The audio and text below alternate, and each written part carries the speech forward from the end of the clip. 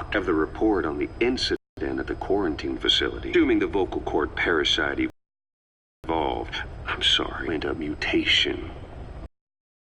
The exposure to some high concentration mutant. As you know, some of the staff at the quarantine facility were infected with the parasites. The Wolbachiocytes themselves can't be removed from their host's vocal cords. Once you're infected with Skullface's parting gift, you're stuck with it. The researchers regularly used X-ray equipment to monitor the parasites in their throats. No problem there, they kept a close eye on the radiation doses. But that equipment didn't just give off X-rays. It was also emitting beta rays. Even though that's unnecessary for the scans.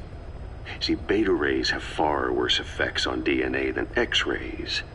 Meaning the only logical conclusion is that someone added in a beta ray emitter to trigger a mutation. Those beta rays leaked out from inside the equipment. Because the emitter was retrofitted, the shielding was inadequate.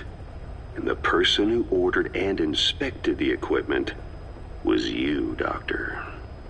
That makes you the only person with the opportunity to install that emitter. So now you're saying I sabotaged medical equipment for some wild plan to make the vocal cord parasite kill everyone? Or maybe you thought it'd reveal a way to treat the parasite without using the Wolbachia. With that much to barter, I suppose some people would welcome even a pathetic cur like you. Just stop it! You'd have no shortage of buyers, but most would be happy with just the parasite. You wouldn't need to offer anything else. However, if that buyer already knew about the parasite, they'd also know that by itself, it's no longer the ultimate bargaining chip it once was. To sell to that buyer, you need to throw in a bonus. A way to one-up it. There's only one buyer who'd be after that. Emmerich, we record all communications on Mother Base. That includes radio transmissions to and from homemade devices. You've been in frequent contact with people in America. A private biotech company. A client of which is DARPA. And they are connected to Cypher. You made a deal with Cypher. You offered them a new parasite in exchange for your safety. This is the only place in the world where the vocal cord parasite still exists. And you used it as a testing ground. Tried to resurrect their bioweapon. But your plan to obtain the parasite has failed. Your bullshit ends now. And don't think you're leaving here alive.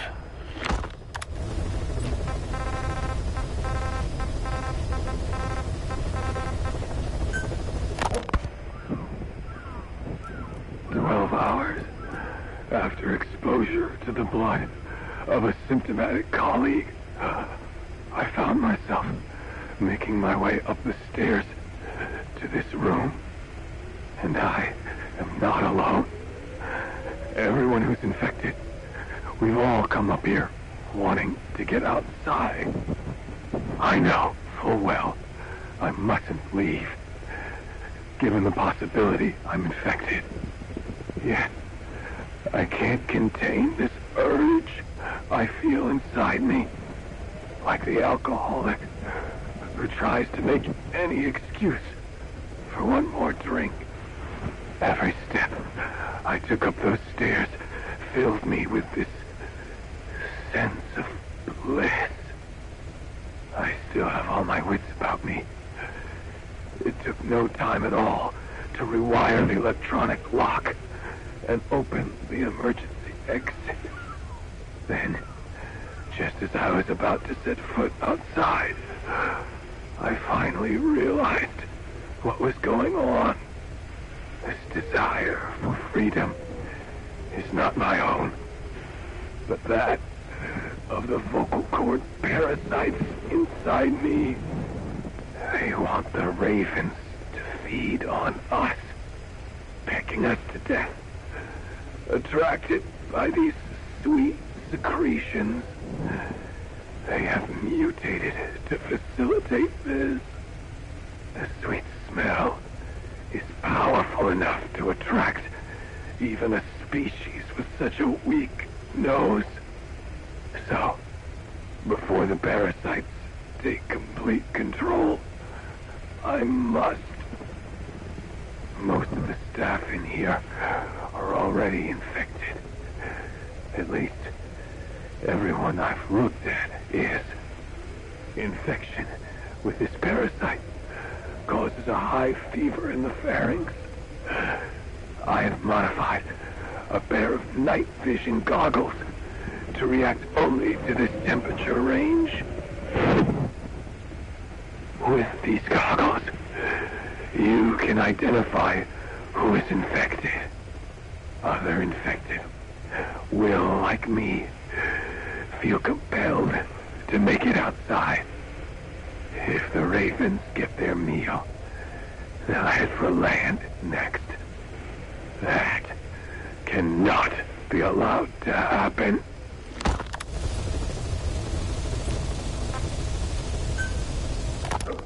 The whole idea of the vocal cord parasites was that they'd only copulate once exposed to a specific language over time. But the parasites infecting our men in the laboratory laid their eggs straight away. The larvae were eating their lung tissue almost immediately. What kind of mutation was it? Those who were infected and cured still carried the vocal cord parasites in their throats. They were still there, but the males had been rendered female by the Wolbachia, and copulation could not occur, so we thought. But it is the Wolbachia that mutated. Not the parasites? You remember I told you the Wolbachia attempts to maximize its number of female infected hosts? Yes, hence the male-to-female transformation. Precisely. But other Wolbachia strains use different methods. Cytoplasmic incompatibility, killing the males, and parthenogenesis. Parthenogenesis? Aphids? Aphids use that to reproduce via females only. Very good. The females lay their eggs without a male present, creating clones of themselves in explosive numbers. Parthenogenesis was originally a means for an organism to take maximum advantage of abundant resources by increasing its numbers. Certain strains of Wolbachia force this to occur, to create more and more infected females. And that's why our men develop symptoms in the blink of an eye. Wolbachia causing parthenogenesis is common in parasitic wasps.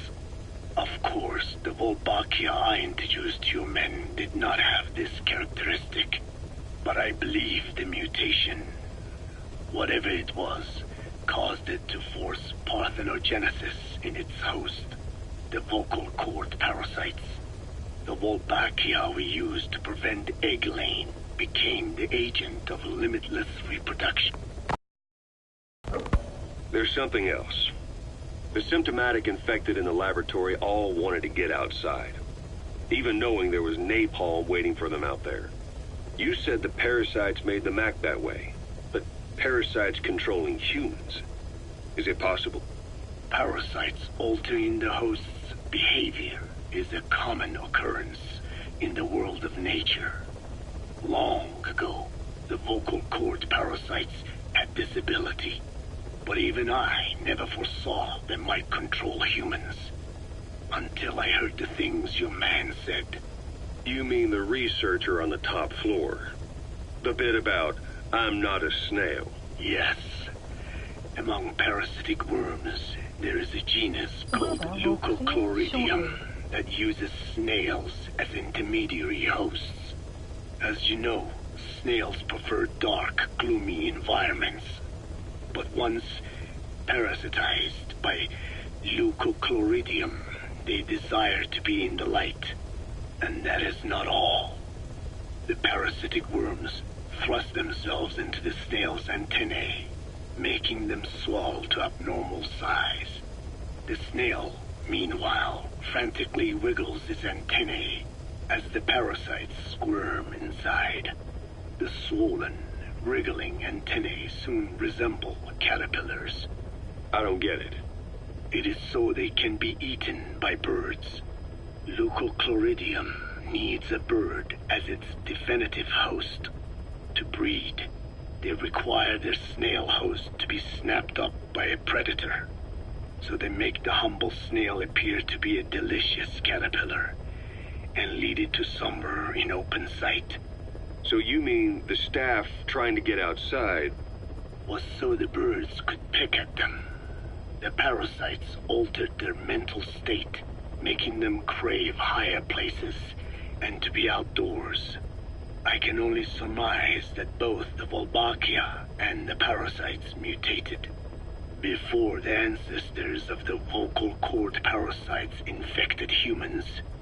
Their hosts were birds. What we saw in the laboratory was some throwback to that time. The parasites attempting to make birds their intermediary hosts. It sounds insane. A praying mantis that is host to a parasitic hairworm will dive into water and drown itself, just so the hairworm can lay its eggs in water.